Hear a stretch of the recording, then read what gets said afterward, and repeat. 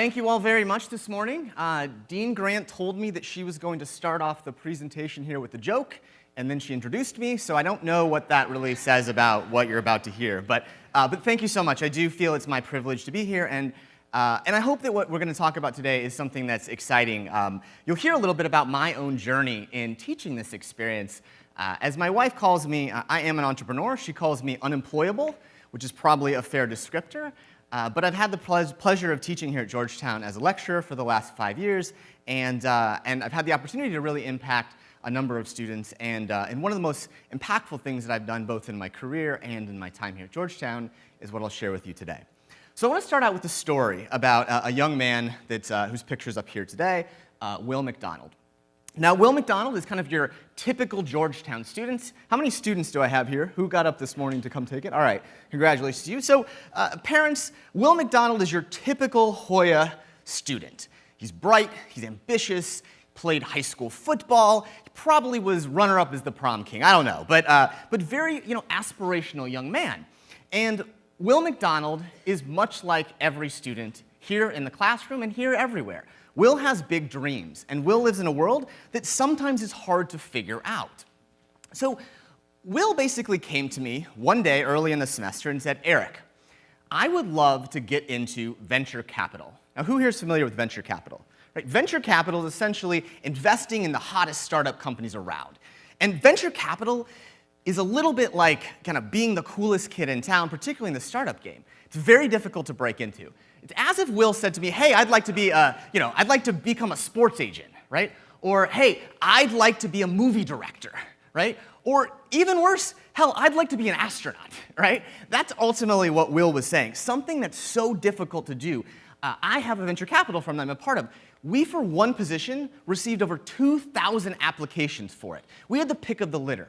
And so here's Will, an average, very nice and handsome young Georgetown student saying, I'd like to be in venture capital.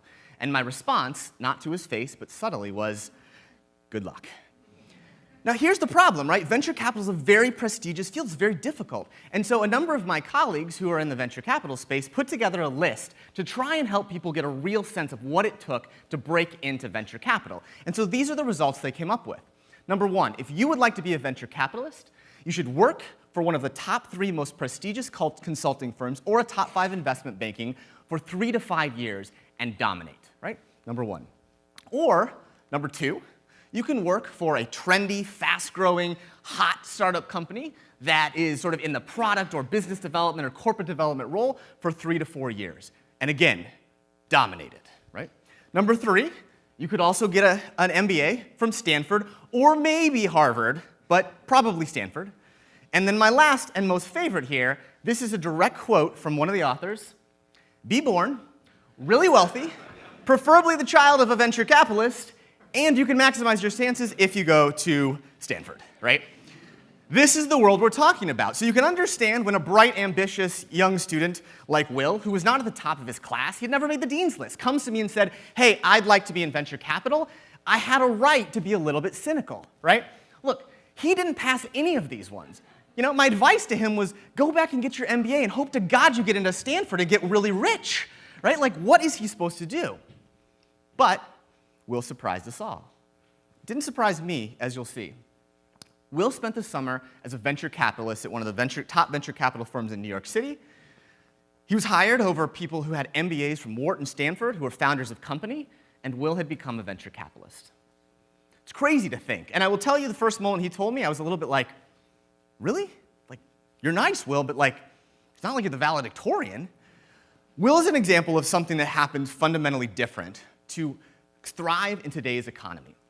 So I'm going to tell you a little bit of a story take you back a little bit to how this all happened. I'll tell you how Will actually became able to take one of the most prestigious jobs in all of business, and in fact in all of the world.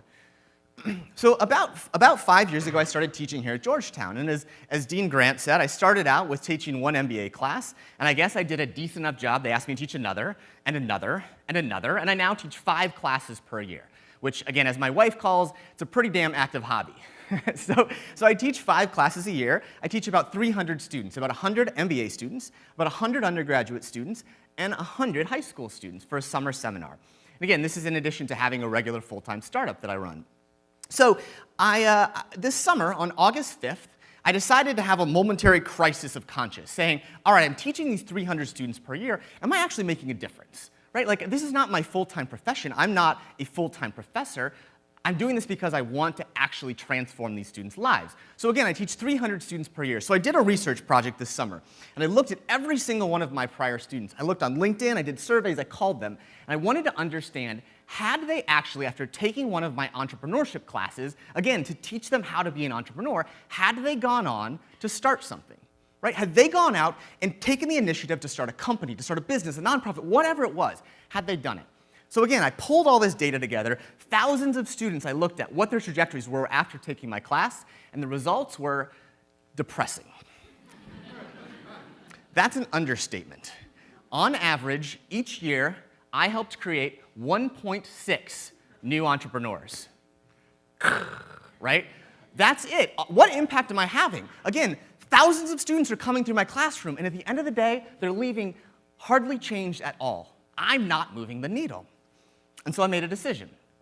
On August 5th, 2016, I quit teaching. I walked into Jeff Reed's office, and I said, who's the head of entrepreneurship, and I said, hey, listen, this has been really interesting. I enjoy it. I love the students, but listen, I'm not making a difference, right? They're not becoming entrepreneurs. They're not thriving in today's world. What is the point of all of this? And he looked at me and he said, you can't. And I said, I know, like, I'm really important here and stuff like that. He's like, no, we don't have anyone to replace you in the fall. I was like, great, great. So I made a decision that would potentially transform my life and hopefully the lives of thousands after me. I said I would do it one more semester. One more semester. So on August 5th, 2016, I said I'm going to teach one more semester here at Georgetown. 3 days before class was about to begin, I was lamenting the fact that I had to do this same old boring-ass teach people how to start a startup company class to a bunch of undergraduates who weren't really going to appreciate it. They weren't going to go start companies. It was all their fault, right? And so my best friend, Shane Mack, was on the phone with me, and he goes, listen, like, it's super depressing talking to you. Like, get over it. And I was like, fine, okay. And he's like, listen, why don't you do something crazy? Why don't you do something that could actually move the needle? Why don't you do something that could transform the trajectories of these students? Do something different. And he added, I mean, it's not like they can fire you or anything. You already quit. I said, well, it's a very good point you had right there. So we started talking for the next hour or two about our lives, about our trajectory. Shane runs one of the hottest bot companies in San Francisco. I've had some amazing experiences. I've had amazing investors. I've been able to start venture capital firms, startup companies, the whole 9 yards. So we started talking about our early careers. What had happened to us that had transformed our trajectories? What had we done? Right? Neither of us started companies right out of college. What had we done? And as luck would have it, both of us had had something happen to us in our 20s that transformed our lives. We just didn't quite know it. Both of us had written and published books when we were in our 20s. Now, these books weren't well read. We didn't make much money from them. In fact, I'm sure the reviews on my Amazon reviews were probably pretty mediocre at best. But the book itself had an outsized influence. It changed my trajectory. I went from having kind of the traditional path to being able to launch my own company, to launch a venture capital firm, and ultimately to be asked to teach at a school that I probably couldn't have gotten into, right? I did something interesting. I created something of value. And so I talked to Shane a little bit more about it. Again, keep in mind, this is 3 days before class was to start, and I made the decision to do something different. I made the decision to try and do something probably crazy. It was crazy enough that I didn't tell anyone. In fact, I didn't even tell Dean Grant until it was almost at the end of the semester. I decided to transform my syllabus using all of the startup methodology I would teach to teach people how to create and launch a book. Walked into class on the first day. Now you can imagine being like walking to a class that's an entrepreneurship class. Professor walks in, I don't look like your normal professor, so I walk in and I say, hey, listen, here's what we're gonna do this semester. You all this semester are going to write and publish books. And they sort of looked at me like you all are looking at me like, this guy is fucking crazy, right? Like, and to their credit, they were certainly right? Like, I asked them the question, how many of you have ever written more than a 15-page paper? One student raised their hand, right? Here's this a-hole here telling you you're going to write a 200-page book. What is wrong with you, right? And they were probably right in a lot of ways. It was a little crazy. But to their credit, they didn't drop. They didn't leave the class, although I did hear afterwards in the hall in the break, most of them were trying to figure out, what is the last day before we can drop this class? So wise work right there, hedging. I like it, guys.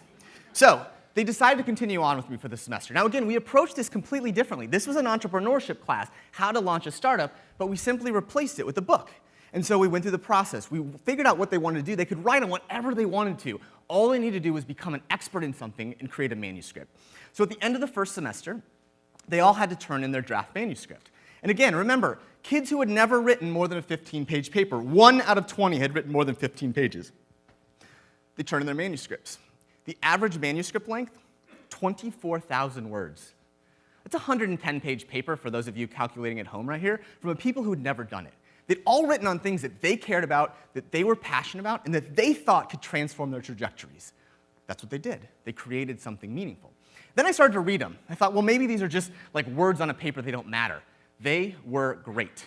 They were so good, in fact, that I reached out to a friend of mine who runs a publishing company. And I didn't tell him this, but I sent him the manuscripts. And I said, hey, take a look through these. Tell me what you think. He got back to me in a couple days, and he said, hey, these are actually really good. Like, these are publishable with a little bit of work. And I said, well, I got something to reveal to you. I said, these were written by sophomores, juniors, a few seniors in my class in the course of a semester. And I know this is a Jesuit institution, but he goes, no fucking way. And I was like, yeah, it's true. And so he agreed on the spot to publish them for free. A publishing company decided to publish all of these authors. So we took them to the next steps, creating covers, helping them do marketing, helping them create businesses associated with these ones. And in April of last year, they created and published their books. And again, what happened today is we took that again. We have another 20 students who are publishing this fall, many of them you see around here. That's the story of what happened. But that's not really the story behind it, right? Publishing a book is great, it's interesting. Like, I'm sure all the parents and grandparents are like, that's amazing, Georgetown did something awesome. But that's not what I did this for, right? I didn't do this because I wanted to help people publish books. I wanted to transform their trajectories. So let me take you back to this guy. This guy, Will McDonald, right? Will McDonald walked into my class in August of 2016. As you remember, a special time in my life when I was changing this class. And Will said to me, I want to be a venture capitalist. So remember all of these things that he needed to do. He needed to go do all of these things right here, right? All of these people that he needed to be associated with in order to be seen as valuable to venture capitalists, right? All of these brands. I need to have the brand of McKinsey, the brand of Bain, the brand of investment banks, trendy startups, whatever, Stanford. F Stanford, by the way. But all of these things, get an MBA, right? That's what he had to do. But what if he could do something different? What if he could create something that could actually demonstrate what he loved and that he was good at it? And so Will McDonald spent this semester with me not doing those things. He actually landed an interview, as luck would have it, at a venture capital firm. He came up to me and he said, hey, I've got this book right here. This is basically Venture Capital for Dummies, effectively, written by a friend of mine named Brad Feld. And he said, I need you to teach me everything you know about venture capital. And I said, no. We're not going to teach anything about venture capital. I want you to keep working on your book. And he said, are you serious? Like, I don't know anything. And I was like, I know. I want you to go in this interview, and I want you to know nothing about venture capitalists, nothing about venture capital at all. I want you to understand how you can create value, how you can do it. So Will continued to work on his book. And he walked in, and he showed them this. Talked about his book that he'd created. That's how Will McDonald got his job. They didn't ask him anything. Again, he got his job over MBAs from Stanford, Wharton, Harvard, people who'd been working in startups, because Will demonstrated that he actually had the effort and the hustle to create something. That's the magic here, is that Will demonstrated his purpose. And so that is how Will was able to land his job, not by doing the standard thing, not by doing those things at all. Will was able to do it because he created evidence of his passion. He created his own credibility. And this is what we've started to do routinely now. These are some examples of students who have already created or are creating currently their own books.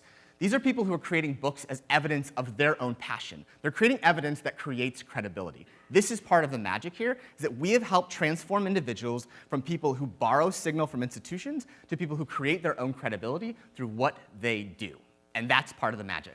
So let me take you through a little bit of like kind of why this all works a little bit. What we learned from this process is it's not only about these students, it's actually that there's an entirely new path that you can leverage for success. Right? I thought, well, okay, maybe this was just a fun experiment that I ran on a number of students. Like, they probably would hate if I told them this was a big experiment, but effectively that's what we were doing, was let's see if we can experiment and help people create their own credibility.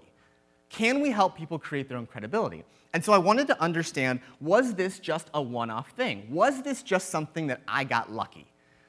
The answer is no. I'm going to talk to you a little bit about what we learned from our research about the science of the new credibility. There's a huge change that's happened, and oftentimes you as parents particularly will not recognize what's going on underneath us, but there is a fundamental shift going on in how the way that we will live our lives and we will drive success in the new economy. And that's what this was, evidence of that change that most people have not yet recognized. So let me start out with a little bit of a nerddom for you here. This is a little bit of econometrics. I'm going to talk to you a little bit about the concept of signaling theory. Now, signaling theory is actually the reason that Georgetown applications have gone up exponentially over the last 40 years, right? Because of signaling theory. Signaling theory is essentially a theory that talks about what can you do to increase your credibility to get what you want. It was started by a graduate student named Michael Spence, and the signaling theory, in fact, changed his lives and the lives of millions after.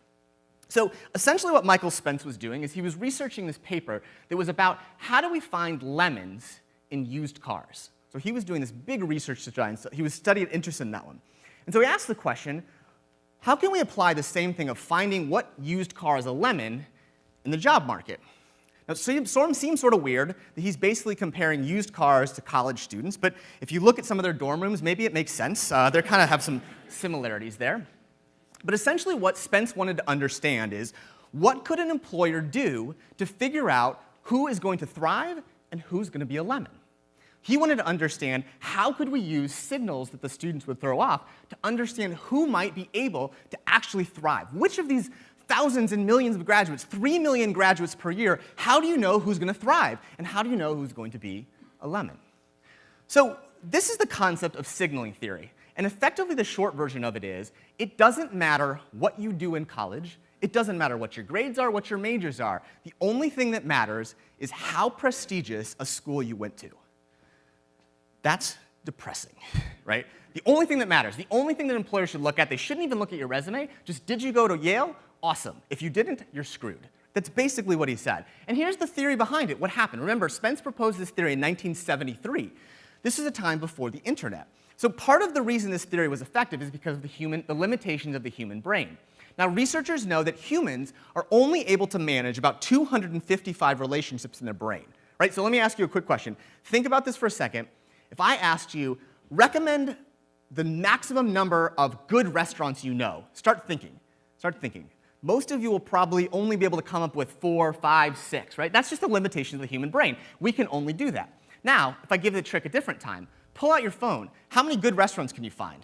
There's this little thing called Yelp, right? Like, suddenly we have access to millions, right? But historically, we didn't. So what Spence found is that it's impossible to look at a good candidate or not. Like, I can't know whether one student is good or not because, like, they're just all the same, right? They just all look the same.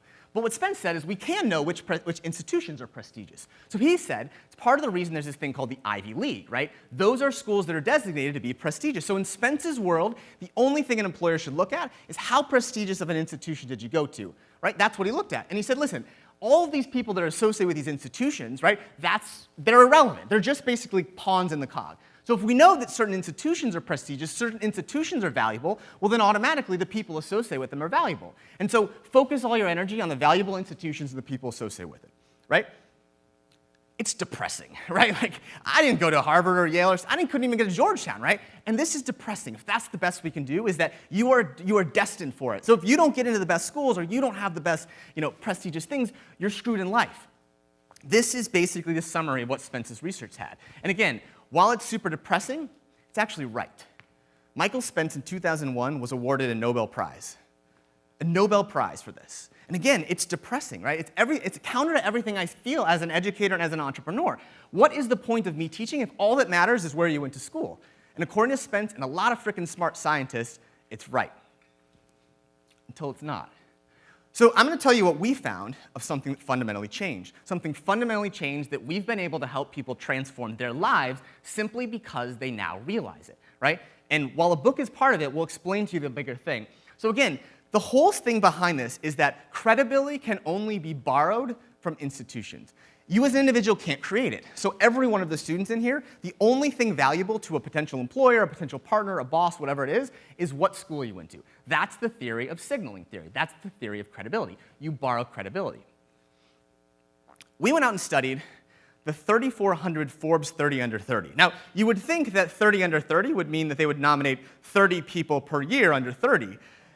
In fact, they have 600 per year. So I'm not like a math guy, but something doesn't totally make sense. So anyway, there's about 3,400 Forbes 30 under 30 for the last 7 years. And so we went out and studied every single one of them. We wanted to understand what they did to thrive. Again, these are some of the 0.001% of the most successful young people today. We looked at them. We wanted to understand what they did. So if, again, Spence's theory is right, that would mean that the vast majority of them would have gone to the most prestigious institutions. They would have taken the most prestigious jobs. The only thing that matters is what institutions they went to. But they didn't. Less than 20% of them went to the Ivy League schools. They went to over 500 different schools among these 34. Almost 20% of them on their LinkedIn didn't even list a college they attended. 16% of them didn't even go to college, right? So this wasn't what mattered to them. Something else did. Everything that mattered to this group right here is evidence that they had created, things that they had done that showed off their credibility. It wasn't about borrowing from institutions anymore. These people didn't take prestigious jobs at Goldman Sachs, investment banks. What they had done is they had created their own credibility because something changed. Something has changed in the world that enables people now to make it, right? We're not limited by our human brain and those 255 relationships. We can now do something different. These are the people that thrive today. We found these people, and we talk about these, we talk about them in class. These are the new world of people who succeed. These are people like Lin-Manuel Miranda, who is the founder of Hamilton, Chance the Rapper, who parents have no idea who I'm talking about. These are all people that we talk to, and these are people that thrive. The guy in the bottom down there, Shane Mack, the one who originally I blame for this every day of what I'm here for doing now. Shane Mack went to Western Illinois University. As he says, so you've never heard of it, because you haven't. He started out his career as a wedding singer. Now today, he's leading one of the leading bot companies. Shane Mack is an example of what we found. These are the new people who are creators of credibility. It is the new secret of success, is that people today are not based on where they went to school and what institutions they went to after their first job. That's not what matters to succeed today. What matters is that we can all create our own credibility. This is how Will McDonald thrived, right? Again, Will McDonald did not have any of the credentials that you would expect, you would want, right? Why would people hire him? He didn't do any of those things. He'd never even made the dean's list. And yet, he got the job of his dreams. A job that, again, I liken to, Jerry Maguire, right? That's because he was able to thrive as a creator in the new economy. And so what has changed today in the world that enables us to affect people's success is that today the world is driven by people that create credibility rather than borrow credibility. That's the change that happened. And the reason most of it missed it is because we didn't realize that the internet was such a powerful force. Over the last 5 years, every single one of us now has our credibility available for viewing online, right? Just like I can go out and figure out which restaurant I want to go to, I can go out and figure out every single one of you something about you. I understand you. I know you. 98% of employers now, what's the first thing they do when they look at your resume? They Google you. They want to understand who you are and what you do. And so the powerful thing here is that we've created a group of people that are bragging smartly. They're showing off who they are, they're showing off what they care about, and that's how they thrive. So again, think about what the world has changed a little bit when we started to see this. Again, historically, it was all about institutions. And again, institutions do still have credibility. So again, I'm standing here in the hallowed halls of Georgetown. I'm not necessarily saying that it doesn't matter that you don't go here, but I am saying it's not enough. I'm saying it's not enough to thrive in the new world. It's not enough. And it's going to become less and less valuable as institutions lose the power of their credibility, because individuals take that over, right? Today, the most successful people are not people who borrow signal or borrow credibility. Those are people who still are doing okay. It's people who are creating their own. And in fact, what we found is that people who create their own smarter, more differently, and better, they actually can thrive faster and quicker. All of the people on the Forbes 30 under 30, the people who are thriving the fastest, are the people who are making their own ways to success. They're able to get there faster. And so the challenge that I wanted to understand as I started this whole quest was, again, 1 in 8 of you, of all the graduates here, will find a job that you find fulfilling. 1 in 8. That is depressing and unfair to every single one of you. And the reason is because you believe that we're still living in a world of borrowed credibility. And that's not what you should be believing. You should understand that we're in a world of created credibility. So I want to share a couple quick stories of a few students that have gone through this experience. And I'm going to play a video of some of the students who have gone through this experience this semester so you can meet them. And I would love for you to basically talk to all of these students who've gone through the experience, because as students and parents, I want you to understand that you've done the first hard step, which is bringing people and getting into Georgetown, but that's not enough. It's no longer enough to thrive if you really do want to achieve your dreams. If you want to avoid being the 7 of 8 people who don't find your dream job, you have to think about the world differently. You have to create your own credibility. These are 4 students here. Again, very normal, very average. None of these people had started a company beforehand. Cody Backer is an individual who was a Marine Corps veteran and who came back to college. Jacqueline DiGregorio is an individual who basically turned down her summer job because she decided she wanted to be an entrepreneur. Shiv Jangiani was all set up to intern at KPMG next summer. And Antonia Liu is an individual right up in front of me. I think she's still here. She might have just left. Who is an individual who wants to be an entrepreneur. All of these individuals found their dream jobs, just like Will did. Found what they want to do. Excuse me, Cody is actually working as, not Lead Edge, Cody is actually working at a consulting firm, but he's created a company for veteran coaching. Jacqueline DiGregorio is actually an entrepreneur. She launched a $20,000 Kickstarter, and she is now doing exactly what she wants to do. She has 61 paid speaking gigs set up on the back of her book and her own career this semester. Shiv Jangiani turned down his internship at KPMG and spent the summer working as a soccer scout, helping people find talent in India, where he's originally from. And Antonia Liu spent the summer at one of the hottest companies in San Francisco that was not actually hiring undergraduates, called Masterclass. She was able to make her way in.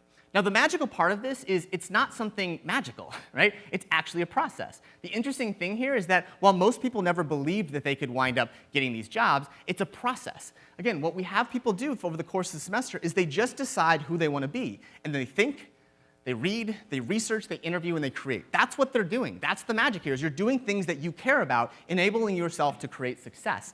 All of these individuals then turned that knowledge that they did about something they cared about into a book. And that book is something that they were able to use to create what they wanted to become. All of these people did something. We said that they demonstrated their purpose. Every one of you in this room knows what you want to be. You just think, well, I could never do it. I could never be an entrepreneur. I could never be someone who could be a soccer scout. I could never be someone who works at a startup. But the reality is you can. You just can't rely on getting into a good college anymore to get it.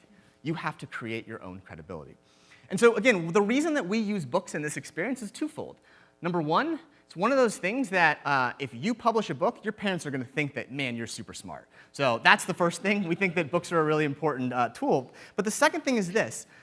Before we started this class, only about 30 college students per year would create and publish books. So the reality is, if you're able to walk into an interview and say, hey, listen, let me actually show you something I created, you're able to open whatever door you want. Now, again, you have to walk through that door, but the important thing is to understand that.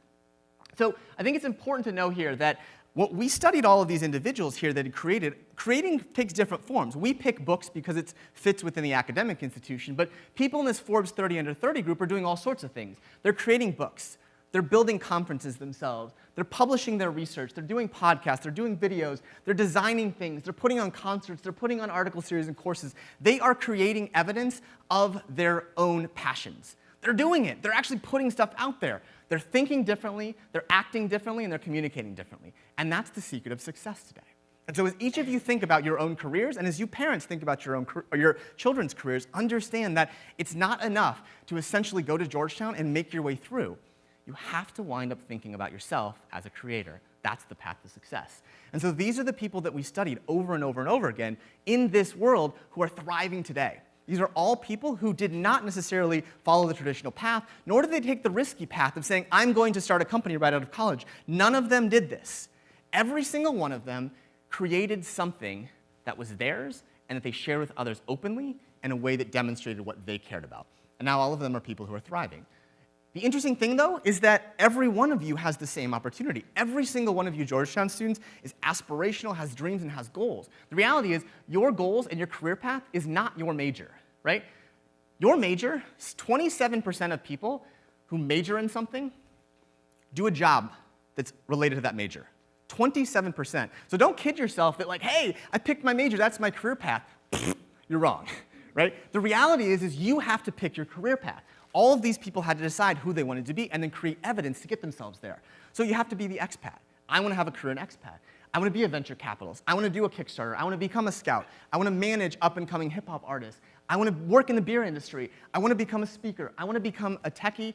I want to become a nomad. Those are the things you have to decide to do. You have to believe in who you are, who is your purpose, and you have to find ways to demonstrate it. I'm going to quickly tell the story of Monica.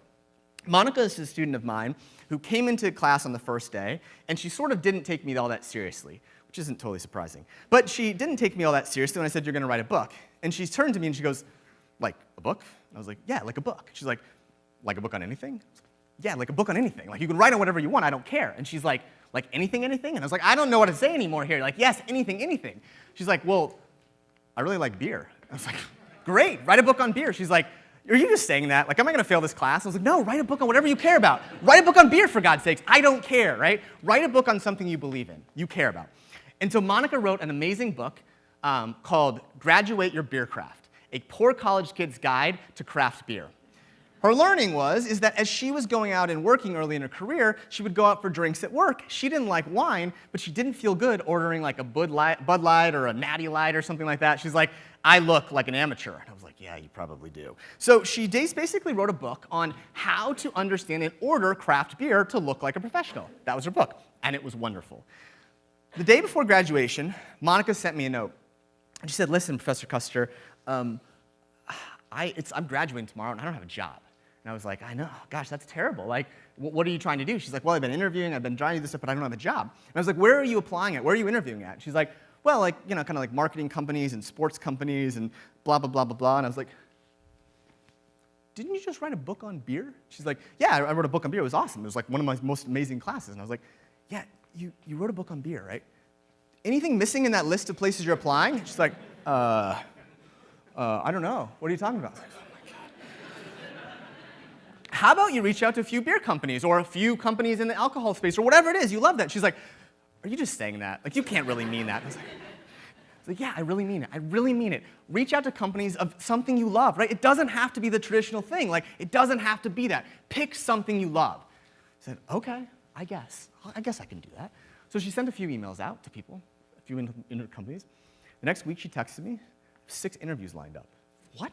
She's like, I couldn't get an interview for her to save my life, and now suddenly she had it. She says, listen, I've got a really exciting interview lined up from 2 weeks from now. I'll let you know how it goes. It's the leading beer distributor on the entire East Coast. She said, basically, he's going to meet me at Union Station, and we're going to have an interview, and hopefully it'll lead to the next interview and stuff like that. So she went to Union Station to meet him at 11 a.m. for her scheduled interview time, and he texted her about 5 minutes beforehand, like, hey, I'm running late.